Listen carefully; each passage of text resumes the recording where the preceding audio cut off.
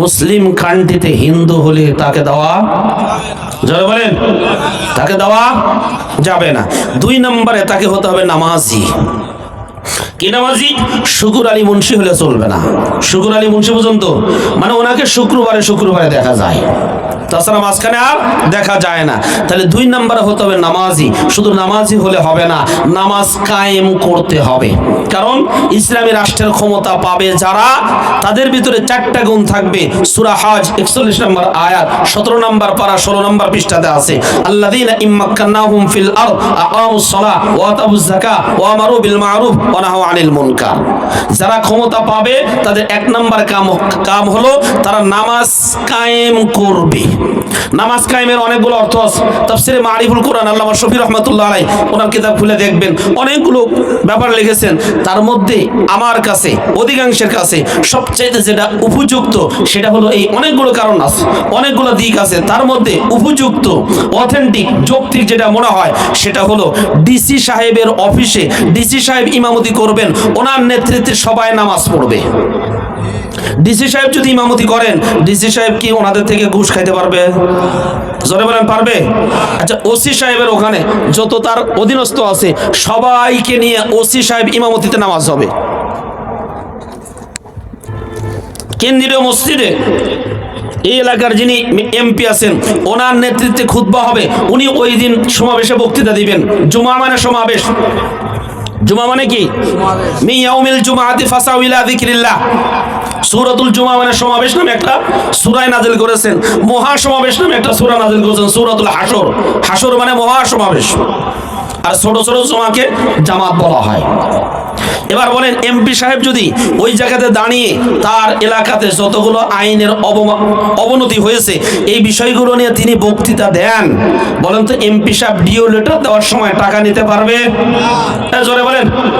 ও যদি deo letter নেওয়ার সময় টাকা নেয়, পরের দিন জুমার সময় দাঁড়ায় বলে, এই ঘুষা এমপি সাহেব নামেন, খান ঘুষ, আবার এসে লেকচার দেন, কথা হয় না, বলবে কিনা?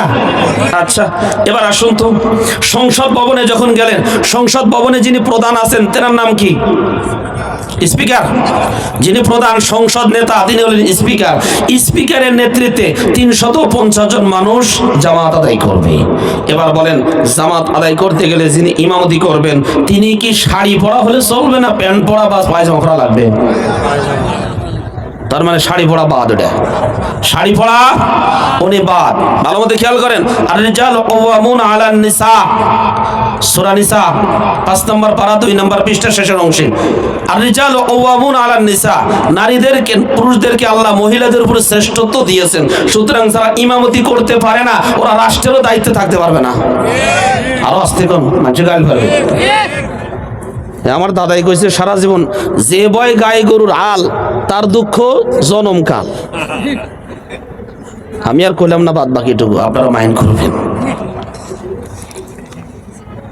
কলাই পারছে না, এই জন্য বলতেছি না, আস্তে আস্তে কই। সুতরাং এখান থেকে আমরা কি পেলাম? সংসদ ভবনে ওনার একজন পুরুষের নেতৃত্বে ইমামতিতে নামাজ আদায় হবে। সুতরাং ওই পুরুষ হবেন সবার বড় যিনি, তিনি। আর ওনার নেতৃত্বে যদি নামাজ হয় তাহলে মহিলারা ওখানে থাকতে যদি বলেন পারবে? পারবে না। এবার যান তো বঙ্গভবনে, বঙ্গভবনে যিনি থাকবেন ওনার নেতৃত্বে ওনার অধীনস্থ যারা আছে সবাই নামাজ আদায় করবে। সেনাবাহিনীতে যান, এই যে আমাদের ওয়াকারুজ্জামান, ওনার নেতৃত্বে সবাই নামাজ আদায় করবে। উনি এক জায়গাতে ইমামতি করবেন, খুতবা দিবেন, সব কিছু করবেন। বাস, যদি এভাবে নামাজটা কায়েম করা যায় তাহলে ভালো হবে না মন্দ হবে? আরো জোরে বলেন। তাহলে যারা এভাবে নামাজ কায়েম করে তারা আমাদের সিল পাবে, কথা হয় না। যারা এভাবে নামাজ কায়েম করবে তারা আমাদের আমানত পাবে, তাদেরকে আমানতের উপযুক্ত বলেছেন আল্লাহ। সুতরাং এটা শোনার পরেও যদি অনুপযুক্ত ব্যক্তিকে আপনি আপনার আমানতটা দেন, কিয়ামতের দিন ডান্ডাটা ঠান্ডা করে দিবে। ভালো মতো খেয়াল করেন, সূরা নিসা 58 নম্বর আয়াত। আমি বলছি না কাকে দিবেন, আমার কাকের দরকার নাই, যার ভিতরে এই গুণ থাকবে ও সেরাগালি হলে হোক, কথা কি ঠিক? আচ্ছা, ইন্নাল্লাহা ইয়া'মুরুকুম আন তুআদ্দুল আমানাতি ইলা আহলিহা, আল্লাহ তোমাদেরকে নির্দেশনা দিয়েছেন তোমরা তোমাদের আমানতটাকে উপযুক্ত ব্যক্তির কাছে পৌঁছে দিবে। তাহলে এক নম্বরে অমুসলিম হওয়া চলবে না, মুসলিম হতে হবে। মুসলিম হলেই চলবে না, নামাজ কায়েম করতে হবে, শুধু পড়লে হবে না, নামাজ কায়েম করার আন্দোলন তাদের মধ্যে থাকতে হবে। দুই নম্বরে সুদ ভিত্তিক অর্থ ব্যবস্থার মূলোৎপাটন করে যাকাত ভিত্তিক অর্থ ব্যবস্থার প্রবর্তন করতে হবে। কারণ সুদ এটা মারাত্মক জঘন্যতম অপরাধ, ছোটখাটো অপরাধ না। সুদের যেটা বড় গুনাহ, ছোট গুনাহ তো আমরা জানি, মায়ের সাথে জেনা করা, আপন মায়ের সাথে জেনা করা বড় গুনাহ। এ ব্যাপারে আল্লাহ রাব্বুল আলামিন বলছেন, ফাইল্লাম তাফআলু ফাআযানু বিহারবিন মিনাল্লাহি ওয়া রাসূলি, এ বান্দা সুদ যদি তুমি ছেড়ে না দাও, আল্লাহ এবং তার রাসূলের বিরুদ্ধে যুদ্ধের ঘোষণা দাও। আচ্ছা, আল্লাহ এবং তার রাসূলের বিরুদ্ধে আমরা যুদ্ধের ঘোষণা দিয়ে প্রথমবারে না পারলেও দ্বিতীয়বারে তো পারবো, কি কোন পারবো না? আচ্ছা, বাংলাদেশ এটা ছোট রাষ্ট্র, এখানে তেমন আধুনিক অস্ত্র নেই। তো আমরা যদি আমেরিকা, ফ্রান্স, রাশিয়া, জাপান, চীন এদেরকে সাথে করে নিয়ে আল্লাহর বিরুদ্ধে যুদ্ধ করি, তাহলে পারবো না? কি কয় এত শক্তি, তাও পারবো না? তাহলে যেই লোকটা সুদ খায়, সব সময় আল্লাহ এবং তার রাসূলের বিরুদ্ধে যুদ্ধ করতে চায়, যারা এমন যুদ্ধ করতে করতে ইবাদত বন্দেগী করে, তাদের ইবাদত কি কবুল হবে? যারা বলেন কবুল হবে? হবে না। তাহলে সুদের মূলোৎপাটন করা দরকার আছে না নাই? সুদ ভিত্তিক অর্থ ব্যবস্থা না, যাকাত ভিত্তিক অর্থ ব্যবস্থার প্রবর্তন যারা করতে চায়, তারা হলো এই আমানত পাবে। এরপরে আসেন ওয়ামারু বিল মারুফ, সৎ কাজের আদেশ। সৎ কাজ কোনগুলাকে বলা হয়? কোরআনের ভিতরে সৎ কাজের কথা বহু জায়গায় আছে। সৎ কাজ মানে শুধু নামাজ পড়া এটাই না। একজন ব্যক্তি বিপদে পড়ছে, তাকে ছুটায় নিয়ে আসা, অন্যায়ভাবে গ্রেফতার করে জেলখানার মধ্যে আবদ্ধ করে রেখেছে, ফাক্কু রাকাবাতিন আও ইতআমুন ফি ইয়াউমিন দি মাসরাবা ইয়াতীমান যা মাকরাবাতিন আও মিসকিনান যা মাতরাবা। সূরা বালাদের মধ্যে পড়ে দেখবেন, ফাক্কু রাকাবা, দাস মুক্ত করা। এখন তো আর দাসের প্রচলন নেই। এই যে 15টা বছরে এই জালিম ফ্যাসিস্ট স্বৈরাচার আলেম ওলামাদেরকে নিয়ে জেলখানার মধ্যে জুলুম নির্যাতন করে আটকে রেখেছে, তাদের পরিবার পরিজন চলে কেমনে, তাদের সংসার চলে কেমনে, তাদের পরিবার পরিজনদের লেখাপড়ার খরচ কেমনে চলে, এদেরকে খরচ পোষানো, এদেরকে দেখা দুঃখা করা, এটাই হলো ফাক্কু রাকাবা। কথা কি বুঝাইতে পারছি? আচ্ছা, এদের কি অপরাধ ছিল? অপরাধ হলো একটা, সেটা হলো এই জমিনটা মানুষের আইন দেয়া পরিচালনা ওরা করতে চায়, আলেমরা বলে না, তা হবে না। এই কথা বলাটাই হলো তাদের অপরাধ। এই অপরাধে তাদেরকে জেলখানার মধ্যে আবদ্ধ করে রেখেছে। কথা বলেন ঠিক না ঠিক? এবার বলেন তো আল্লামা মামুনুল হক সাহেবের কি অপরাধ? বলে উনি মহিলা নিয়ে ধরা পড়ছে, এটা হলো তার অপরাধ। আচ্ছা, এই কথা শয়তান কে করে বিশ্বাস করবে? কথা বিশ্বাস করবে না? আপনারা বিশ্বাস করতে পারেন, বিশ্বাস করবেন না? জোরে বলেন, বিশ্বাস করবেন? আপনারা বিশ্বাস করবেন না? তাহলে বলেন তো, যা করছে তা কি, এটা কি সত্যি না মিথ্যা ছিল? আরো জোরে বলেন। শুধু সাইদি সাহেবের সাথে যেটা হয়েছে এটা সত্যি ছিল না? ওটা সত্যি ছিল। আপনারা যতই করেন আমি এটা বিশ্বাস করবো না। এটা এবার খেয়াল করেন, যারা সাইদি সাহেবের সাথে যা হয়েছে, যা করেছে, অন্য অন্য নেতাদের সাথে যা করেছে, যা হয়েছে, এরপরে আল্লামা মামুনুল হক সাহেব, গনবী সাহেব, এরপরে আমাদের রফিকুল ইসলাম মাদানী ওনার সাথে, এরপরে হারুন ইজহার সাহেবের সাথে, মুফতি সাখাওয়াত হোসেন রাজি সাহেবের সাথে, অসংখ্য আলেমে দ্বীনদের সাথে যা যা করেছে, এ ব্যাপারে আল্লাহ কোরআনে 1500 বছর আগে কয়া দিয়েছে। সুবহানাল্লাহ কইবেন না? আরো জোরে বলেন। কি কইছে একটু ছোট্ট আপনাদের একটু বলে নি। আম্মা জান আয়েশা রাদিয়াল্লাহু তাআলা আনহা, উনি একবার যুদ্ধে গিয়েছিলেন, বনি মুস্তালিকের যুদ্ধে। এই যুদ্ধ থেকে ফেরার পথে হঠাৎ করে অনেক ঘটনা বলা উদ্দেশ্য না, আম্মা জান আয়েশা রাদিয়াল্লাহু তাআলা আনহাকে জিনার অপবাদ দিয়েছিল কিনা? জেনার অপবাদ দিয়েছিল। এই অপবাদ শোনার পরে বিশ্ব নবী পর্যন্ত প্রায় বিশ্বাস করে নিয়েছিলেন, আলী রাদিয়াল্লাহু তাআলা প্রায় বিশ্বাস করে কাছাকাছি গিয়েছিলেন। জেনার অপবাদ দিয়েছিল মূলত 3 জন, এদের থেকে সবকিছু ছড়িয়ে পড়েছে। আল্লাহ রাব্বুল আলামিন তাদের ব্যাপারে বলে, লাউলা ইদ সামি'তুমুহু যান্নাল মুমিনুনা ওয়াল মুমিনাতু বিআনফুসিহিম খায়রা ওয়া ক্বালু হাযা ইফকুম মুবিন। তোমরা যখন আম্মাজান আয়েশার ব্যাপারে এই যে মিথ্যা যে তহমত দিয়েছে, এই কথা শোনার পরে তোমরা কেন বললে না যে এটা মিথ্যা? কেন বললে না এটা মিথ্যা? এই মিথ্যা বলো না, এজন্য তোমাদেরকে শাস্তি হবে। আল্লামা মামুনুল হক সাহেবের সাথে যেই মুহূর্তে বলেছে এ নারী নিয়ে ধরা পড়েছে, এটা হতে পারে না, আল্লামা দেলোয়ার হোসেন সাঈদী এ মারিং কাটিং করেছে, দর্শন করেছে, আগুন দিয়েছে, অন্যরা রাজাকার ছিল, এ কথা শোনার পরে তোমরা চুপ করে কেন থাকছো? প্রতিবাদী কণ্ঠ নিয়ে মাঠে ময়দানে নামো নাই কেন? তোমাদেরকে বিচারের কাঠগড়ায় করা হবে। যারা চুপ করে থেকেছেন এতদিন পর্যন্ত, চুপ করে থাকার কারণে আপনাদেরকে বিচারের কাঠগড়ায় দাঁড়াইতে হবে।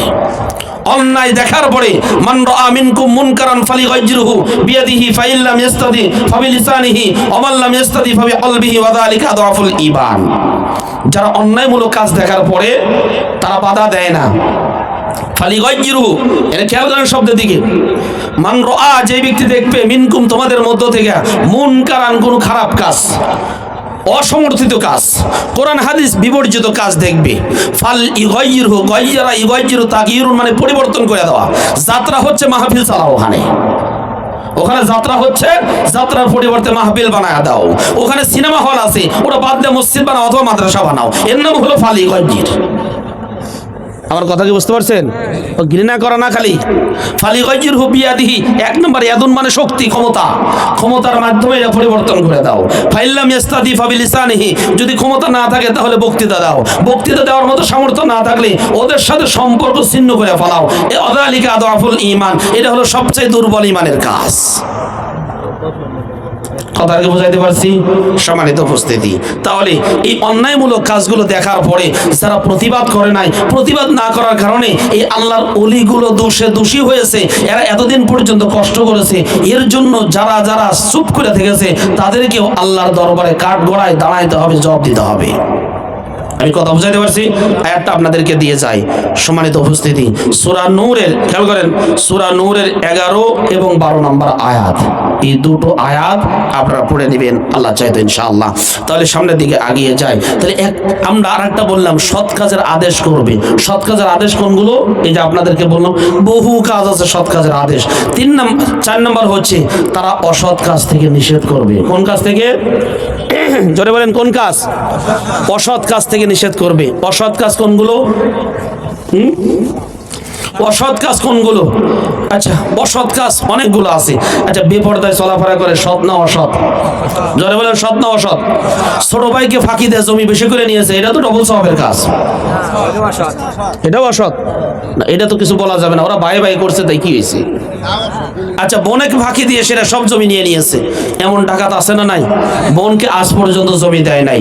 বেচারা হজ করতে যাবে, 5টা মেয়ে একটা ছেলে, 5 মেয়েকে ডাকতে বলে, মারা তোদেরকে দোয়া করে দিলাম, কাবা ঘরের গিলাপ ধরে দোয়া করবো, তোর ছোট ভাইয়ের নামে সবগুলো জমি লিখে দিছি। ফার্স্ট ক্লাস গেজেটের হাজি সাহেব, ফার্স্ট ক্লাস গেজেটের বদমাইশ হাজি সাহেব দেখতে চাইলে ওর দিকে তাকায় থাকেন।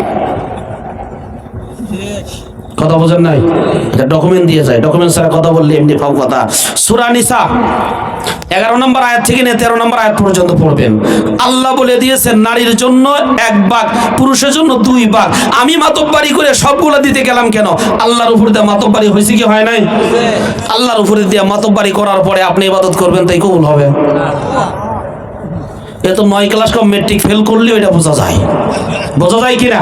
আরো একটা কথা শোনেন, আমাদের দেশে কিছু নারী প্রগতিবাদী নারীরা ছিল, এরা বলে, বিশেষ করে ওই যে সেরা খাতুন ছিল একজন, মারা গেছে, সারা খাতুন না কি, সেরা খাতুন ছিল, এ বলে সারা কোরআন তো পড়লাম, কোথাও যে সমান সমান অংশ দিলে গুনাহ হবে আল্লাহ তো তা লেখেন নাই। সমান সমান দিলে এটা যে গুনাহ হবে তা তো কোথাও নাই, কোরআনুল কারীম পড়ে নাকি পায় নাই। বললাম তোমার ওই চোখ দিয়ে পড়লে পাওয়া যাবে না, পড়তে হবে কোরআন বোঝার চোখ দিয়ে। একটু সূরা জানতো, সূরা নিসার 13 নম্বর আয়াত, তিলকা হুদুদুল্লাহ। এখানে অনেকগুলো আইনের কথা বলেছে। মা থাকলে কতখানি পাবে, ভাই থাকলে কতখানি পাবে, 2 জন মেয়ে হলে কতখানি পাবে, শুধু 1 জন মেয়ে থাকলে কতখানি পাবে, ভাতিজারা কতখানি পাবে, সব এর ভিতর বর্ণনা করছে। করার পরে বলতেছে তিলকা হুদুদুল্লাহ, এগুলা হলো আল্লাহর আইন। হুদুদ, হদ মানে সীমারেখা, আর এগুলো হচ্ছে আল্লাহর আইন, এগুলো হচ্ছে আল্লাহর অর্ডিন্যান্স, আল্লাহর রুলস, আল্লাহর নিয়ম। ওয়া মান ইউতিল্লাহ রাসূলা, যারা আল্লাহর আইন, আল্লাহ এবং তার রাসূলের আইন মানবে, ইদখিলহু জান্নাতিন তাজরি মিন তাহতিহাল আনহার, আল্লাহ তাআলা চিরস্থায়ী জান্নাতের মধ্যে তাদেরকে প্রবেশ করাবেন। ওয়াযালিকাল ফাউজুল আযীম, আর এটাই হলো মহা সফলতা। তার মানে ছেলে আর মেয়ে থাকলে ছেলেকে 2 ভাগ, মেয়েকে 1 ভাগ দিলে এটাই হলো মহা সফলতা। শুধু মেয়ে থাকলে মেয়েদের 2 ভাগ, ভাতিজাদের 1 ভাগ, এটাই হলো মহা সফলতা। স্ত্রী যদি থাকে 1/6 বাকি ছেলেদের মেয়েদের মাঝে ভাগ করে দিতে হবে, এটাই হলো মহা সফলতা। কতক্ষণ ঠিক না ঠিক? পক্ষান্তরে 14 নম্বর আয়াত আসেন তো, ওমাইয়া আসিল্লাহা ওয়া রাসূলাহু ওয়া ইয়াতাআদ্দা হুদুদাহু, আর যারা আল্লাহ এবং তার রাসূলের অবাধ্য আচরণ হবে, আল্লাহ এবং তার রাসূলের অবাধ্য আচরণ করবে, ওয়া ইয়াতাআদ্দা হুদুদা, যারা আল্লাহর আইনের সীমা লঙ্ঘন করবে। এই সীমা লঙ্ঘন কেমনে হয়? সীমা লঙ্ঘন 2 ভাবে হয়। একটা হলো যা পাবে তার চেয়ে কম দেওয়া, আর যা পাবে না তার চেয়ে বেশি দেওয়া। 2 ভাবে হতে পারে, তো মিউচুয়াল হলে সেটা আলাদা। কথা কি বোঝা গেছে? এখন বলছে যারা তার সীমা লঙ্ঘন করবে, ইদখিলহু নারান খালিদান ফিহা, আল্লাহ ওদেরকে চিরস্থায়ী নার মানে আগুন, জাহান্নামের মধ্যে দিবে। এখানে আলেম ওলামা আছেন, এমনি বুঝতেছেন নার মানে কি? ওয়ালাহু আযাবুম মুহিন, আর এদের জন্য রয়েছে লাঞ্ছনাদায়ক শাস্তি। এখন বলেন এগুলা খারাপ কাজ না ভালো কাজ? এজন্য বলেন খারাপ কাজ না ভালো কাজ? খারাপ কাজ। তাহলে এই খারাপ কাজ থেকে তারা বাধা দিবে। সুতরাং আমাদের দেশে যারা বলে নারী আর পুরুষের সমান অধিকার, এই আইনের কথা যারা বলে, এই আইনের বিরোধিতা, এই আইনের বাতিল করবে তারা, যারা রাষ্ট্র ক্ষমতা পাবে তারা এই আইনকে প্রটেস্ট করবে, বাতিল করবে। কতক্ষণ ঠিক না ঠিক? এরপরে আসেন নারী আর পুরুষ, এই যে গত বছর ট্রান্সজেন্ডার নামে কিছু কথা ছিল না? ট্রান্সজেন্ডার বোঝেন তো? বোঝেন না? শরীফার গল্প বুঝতেন তো? ওই যে স্যার আছে আমাদের, স্যাররা বোঝেন, 6 এবং 7 এর বইয়ের মধ্যে শরীফার গল্প ছিল। শরীফ একজন ছেলের নাম। এ যদি মনে মনে ভাবে যে আমি শরীফা হমু, বা চুরি টুরি পড়ে কাপড় চোপড় পড়ে সে নিজে নিজে শরীফা হয়ে যাবে। আগে ছিল শরীফ, এখন হয়েছে শরীফা। আচ্ছা, পাশপাতে কি কিছু পাল্টিছে? কথা হয় না, সব তো অমনি রয়েছে। আর একজন শরীফা, আসলে ওর মনে চাইলে যে আমি একটু ছেলে হব, বাস জিন্স মিন্স টাই মাই পরে এবার সে শরীফ হয়ে গেছে। আগে ছিল শরীফ একজন, ও হলো শরীফা, আর আগে ছিল শরীফা, ও হলো শরীফ। এবার 2 জনে যদি বিয়ে শাদী করে, বেজাল আছে না নাই? জোরে বলেন বেজাল আছে না নাই? এ ভালো মতো শোনেন, এটাকে বলা হয় লাওয়াতাত, এটাকে বলা হয় সমকামিতা। আর এই সমকামিতার ব্যাপারে আল্লাহ রাব্বুল আলামিন সূরা আরাফের মধ্যে বিস্তারিত আলোচনা করেছেন। কি সমকামিতার ব্যাপারে আল্লাহ রাব্বুল আলামিন তিনি এই কথা বলেছেন, ওমা কানা জাওয়াবা কওমিহি ইল্লা আন ক্বালু আখরিজুহুম মিন ক্বরিয়াতিকুম ইন্নাহুম উনাসুন ইয়াতাতাহহারুন। তার আগের আয়াতে আছে ইন্নাকুম লাতাতুনা রিজালা শাহওয়াতাম মিন দুনিন নিসা বাল আনতুম কওমুম মুসরিফুন। সূরা আরাফের 81 এবং 82 নম্বর আয়াত। লূত আলাইহিস সালামের সম্প্রদায় এরা দৌড় করে আসলো, এরা পুরুষের সাথে সমকামিতা করবে। ফেরেশতারা নাজিল হয়েছিল লূত আলাইহিস সালামের কাছে, দেখতে বড় মানুষের আকৃতিতে, দেখতে বড় চমৎকার, অত্যন্ত সুদর্শন যুবক, এদের সাথে তারা জিনা করার জন্য আসছে। লূত আলাইহিস সালাম বলেন এগুলা বাদ দিয়ে ওই যে মহিলারা আছে তাদের সাথে তোমরা এই কাজ করো। বলে না, আমরা পুরুষদের সাথে এই কাজ করব। আল্লাহ রাব্বুল আলামিন তখন তাদের উপরে গজব নাজিল করলেন। এমন গজব, ওই গজবের কারণে ডেড সি হইছে। আপনারা ডেড সি দেখেন না, মৃত সাগর? মৃত সাগরের নাম শুনছেন? এই মৃত সাগরটা লূত আলাইহিস সালামের কওম ছিল। এই কওমটাকে আল্লাহ জিবরিল আমিন এইভাবে ধরে এইভাবে উল্টায় দিয়েছে, আজীবনের জন্য ধ্বংস। এই ধ্বংসাত্মমূলক কাজ, এই ধ্বংসাত্মমূলক কর্মকাণ্ডগুলো আমাদের মাথার গাম পায়ে ফেলানো অর্থ দিয়ে এই জালিম সরকার ভারতের মদদে আমাদের সিলেবাসের মধ্যে অন্তর্ভুক্ত করে দিয়েছিল। এটা কি ভালো কাজ না খারাপ কাজ? আমরা প্রতিবাদ করেছি, আলহামদুলিল্লাহ ওটা দূর হয়েছে, ওটা দূর হয়েছে। তাহলে যারা রাষ্ট্রীয় ক্ষমতা পাবে তারা এই 4টা কাজ করবে। এখন আসুন, ওই যে আমানতের কথা বলতেছিলাম, 1 নম্বরে মুসলিম হতে হবে, 2 নম্বরে শুধু নামাজ পড়লেই হবে না, নামাজ কায়েম করতে হবে। কায়েমের অর্থ কি বোঝা গেছে? এ বাবা বোঝা গেছে? আচ্ছা, 3 নম্বরে যাকাত ভিত্তিক অর্থ ব্যবস্থা যারা প্রবর্তন করার ম্যানিফেস্টো তাদের দলের মধ্যে রাখবে। তারপরে সৎ কাজ তারা করবে, আর হলো অসৎ কাজ থেকে নিষেধ করবে। এই রকম গুণে যারা গুণান্বিত হবে তারা আমার আপনার আমানতটা পাবে। এই গুণে গুণান্বিত না হলে ওরা আমার আপনার আমানত পাবে।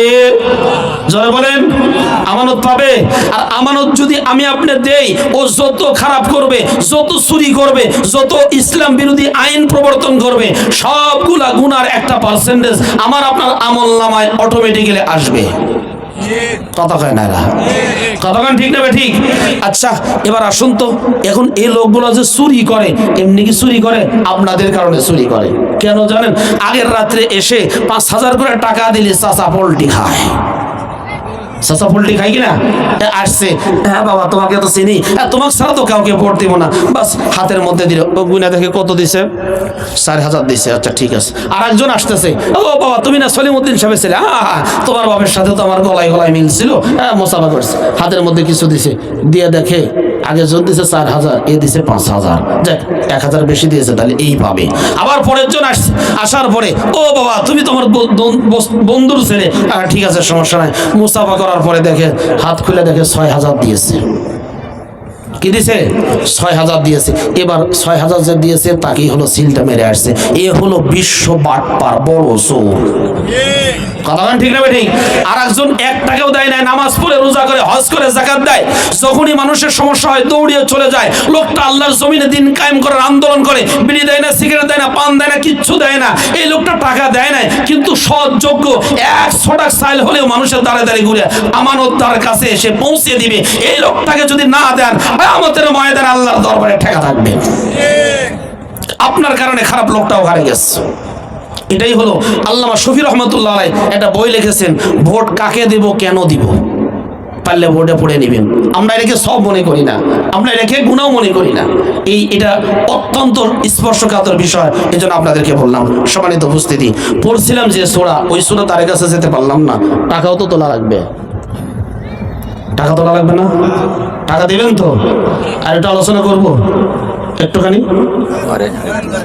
না হুজুর আসুক, হুজুর আসার আগ পর্যন্ত আমি আর কয়েক মিনিট চালাই। আমি বুঝতে পারছি যে আপনাদের খারাপ লাগতেছে, একটু খেয়াল করেন। আমি যে সূরা তেলাওয়াত করেছিলাম, এই সূরাটির নাম সূরাতুল মুলক। সূরাটির নাম কি? জোরে বলেন, সূরাটির নাম কি? সূরাতুল মুলক। মুলক শব্দের অর্থ রাজত্ব, ক্ষমতা, বাদশাহী। মুলক শব্দের অর্থ কি? রাজত্ব, ক্ষমতা, বাদশাহী। এই সূরাটির মোট 5টা নাম আছে। কয়টা নাম? জোরে বলেন, কয়টা নাম? 5টা নাম। আপনাদের হাত আছে তো সবারই? সবার হাত আছে? এই হাতের ভিতরে আঙ্গুল 5টা কার কার আছে? একটু হাত তোলেন তো এভাবে।